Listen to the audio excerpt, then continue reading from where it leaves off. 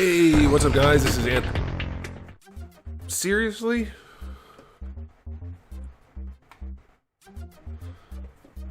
Hey, what's up guys? This is Anthony from Anthony's Customs, and for this review, we are looking at the McFarlane Toys DC Multiverse Red Hood, which is from Batman Arkham Knight, which is a very cool look for Red Hood. However, the figure is absolutely one of the worst figures they've made. I think, maybe not one of the worst, but it's like edging into that category. So there's some stuff to talk about. So let's go ahead and get it off the stand and take a closer look.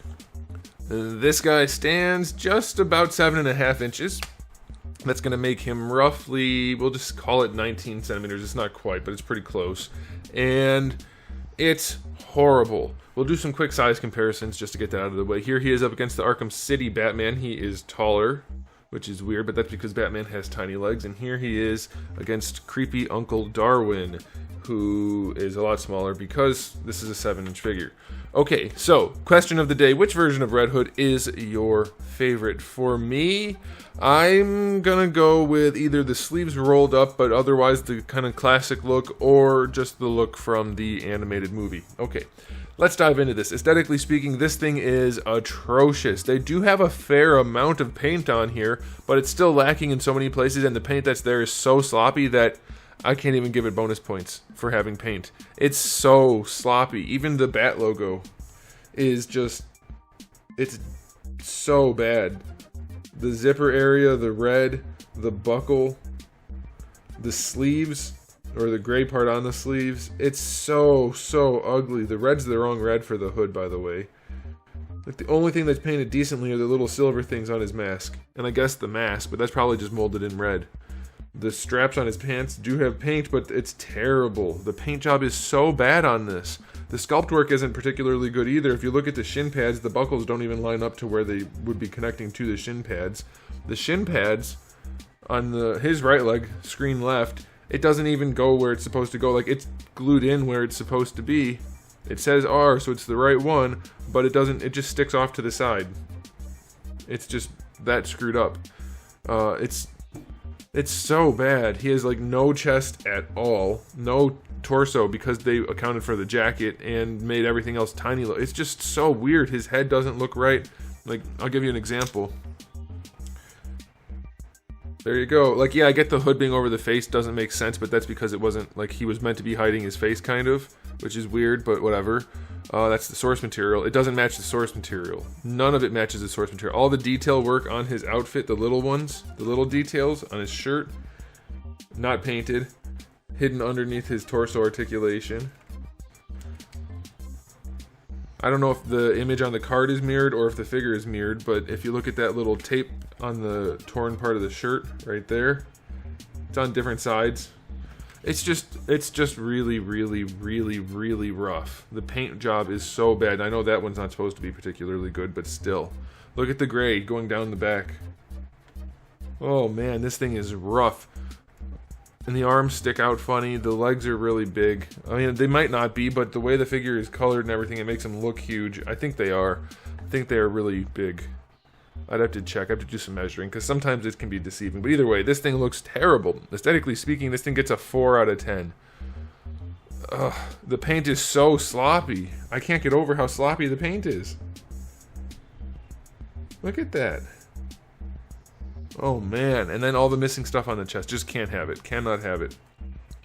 Alright, as far as accessories go, get ready guys, this is a good one.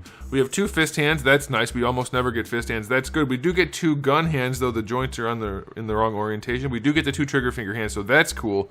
We do not, however, get any guns, of course. We get these cool blast effects instead, which I guess is for him punching and then, like, kicking, I suppose. You snap one onto his fist and snap one onto his leg. I mean, technically there were, like, effects like that in the game a little bit, but not... Like, he should just have his guns.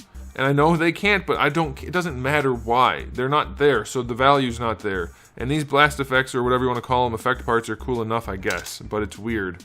And then we get the display stand, which doesn't count, and then we get the card that makes the figure look even worse. So, 2 out of 10 for accessories. 2 out of 10. Effect parts are cool, I guess, but without having guns for Red Hood, there's just no point. Alright, let's talk about the articulation.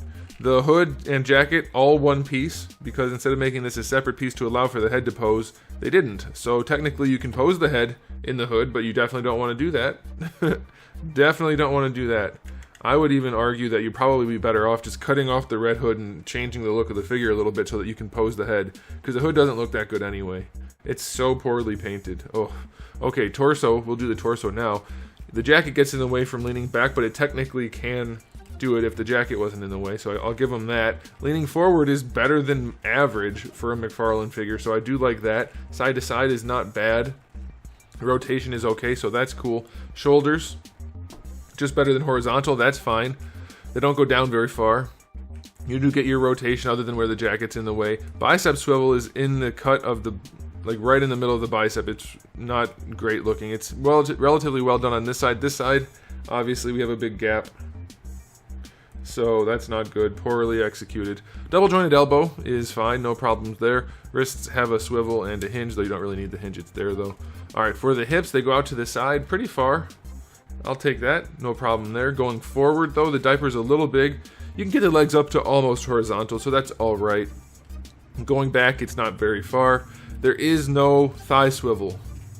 There's a little bit of a wiggle, but that's it.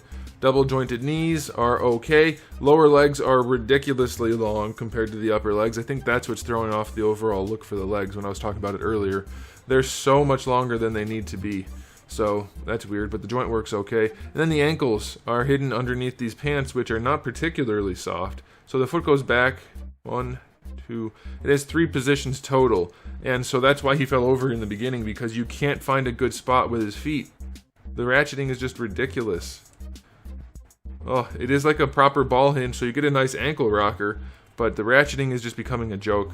And the feet are so curvy, it doesn't stand well. Toe joint is actually really solid. It's stiff, and it's in the right place, and it looks decent, so that's good, surprisingly. But the rest is bad. So articulation-wise, this guy gets a 5 out of 10. The torso works okay, the arms and legs are okay, but the ankles are a problem, and the head can't really pose. So it's not great. And now it's time for the cake rating. He has virtually no cake, like almost no cake, none. The bakery's closed today. He gets a 1. There's a little bit, like I can tell there's some, and he's wearing kind of baggy pants, so I'll give him a little credit there, but there's no but, so that's a bit of a bummer. Okay, time for a final verdict. I'm so disappointed in them. They keep making Red Hood, which is arguably one of the best Batman characters ever. They keep making figures of him that aren't good, and it's not a difficult design. It's just a guy in tactical gear and jackets. Like, it's so simple. Why are they doing it this way? It's so disappointing.